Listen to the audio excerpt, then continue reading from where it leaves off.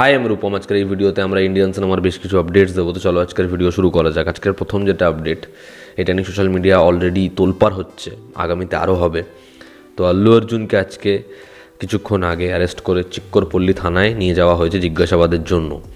তা 4th December একটা দুর্ঘটনা ঘটে। দিনকে পুষ্পা 2 এর পেড প্রিভিউজ ছিল, আমাদের এখানে নয়, তেলেগু স্টেটে মূলত। পুষ্পা 2 রিলিজের আগের দিন সেখানে কিছু সংখ্যক সিনেমা হলে কিছু লিমিটেড শোজ অ্যারেঞ্জ করা হয়েছিল, যেরকম স্ত্রী 2 এর ক্ষেত্রেও করা হয়েছিল। তো সেটা হয়েছিল এবং সেই সময় রেবতী বলে একজন মহিলা, যার বয়স 39 বছর, তিনি তার ছেলেকে নিয়ে ছবিটা দেখতে যান এবং সেই প্রিমিয়ার শোতে আল্লু অর্জুনও উপস্থিত হয়েছিল, যে কারণে একটা উপচে পড়া ভিড় দেখা দেয় এবং পদপিষ্ট হয়ে তিনি মারা যান। তার হাজব্যান্ড পরবর্তীতে জানতে পারেন যে তার ওয়াইফ যে সিনেমা দেখতে গেছে, তাকে কিছুক্ষণ আগেও সে কল করেছিল, সে হাসপাতালে এবং সে মারা গিয়েছে।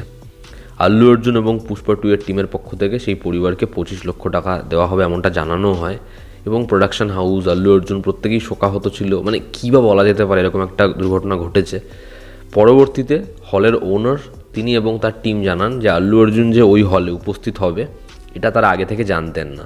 তারা যদি জানতো যে আল্লু অর্জুন আসবে, তারা আগে থেকে একটা ব্যবস্থাপনা গ্রহণ করতেন। এবার যেহেতু সাডেনলি এসেছে, তাদের পক্ষ থেকে আর কোনো ব্যবস্থাপনা গ্রহণ করা সম্ভব ছিল না ওইটুকু টাইমের মধ্যে, যে কারণেই এরকম একটা ভিড় যারা উপচে পড়েছে আল্লু অর্জুনকে দেখার জন্য, তখনই এই দুর্ঘটনাটা ঘটেছে। কারণ হলের যে ক্রাউড, তার থেকেও বেশি লোক সেখানে উপস্থিত হয়েছিল এবং কোনো নিয়ম মানা নেই, যেরকম হয় আর কি পরিস্থিতি, তো সেটা হয়েছে।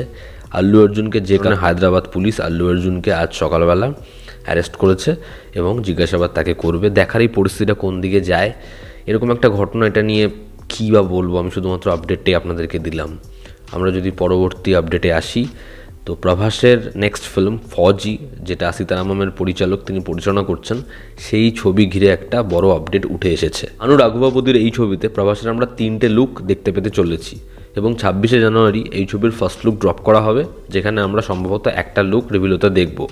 এখানে প্রভাসের ক্যারেক্টারটা প্রথমে একজন স্পাই থাকবে, যে পরবর্তীতে বয়স বাড়ার সাথে একজন প্রফেসর হবে এবং ফাইনাল সিকোয়েন্সে আমরা তাকে একজন জেনারেলের রূপে দেখতে পেতে চলেছি।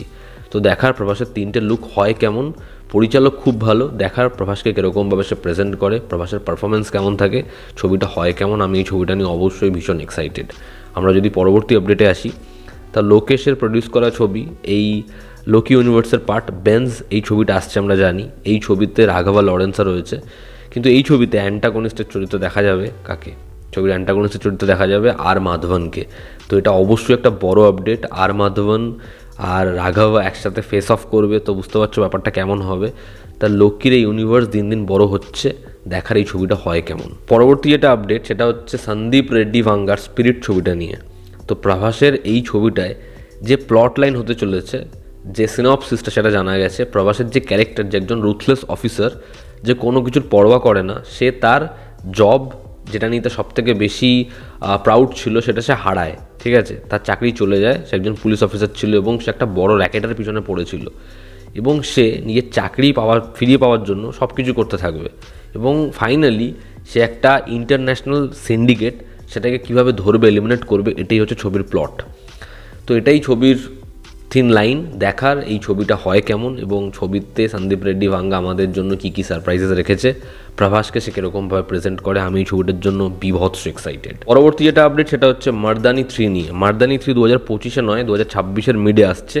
দেখার এই ছবিটা যখন আসে বক্স অফিসে কী করতে পারে। এবং পরবর্তী যেটা আপডেট হলো পাতাল লোক সিজন 2 নিয়ে। আজকে পাতাল লোক সিজন 2 এর অফিসিয়ালভাবে ফার্স্ট লুক ড্রপ করা হয়েছে। খুব শীঘ্রই পাতাল লোক সিজন 2 চলে আসবে প্রাইমে। দেখার এই শোটা হয় কেমন। পাতাল লোক সিজন 1 যেরকমভাবে অডিয়েন্সের মন জয় করেছে, সিজন 2তে আমরা কীভাবে সারপ্রাইজেস পাই, শোটা হয় কেমন। তো এই ছিল আজকের লেটেস্ট আপডেটস। ভালো লেগে থাকলে লাইক করো, শেয়ার করো, সাবস্ক্রাইব করো। তোমাদের কি অপিনিয়ন জানিও। জনতা আমাদের পাশে আছে। আবার দেখা হচ্ছে। Take care.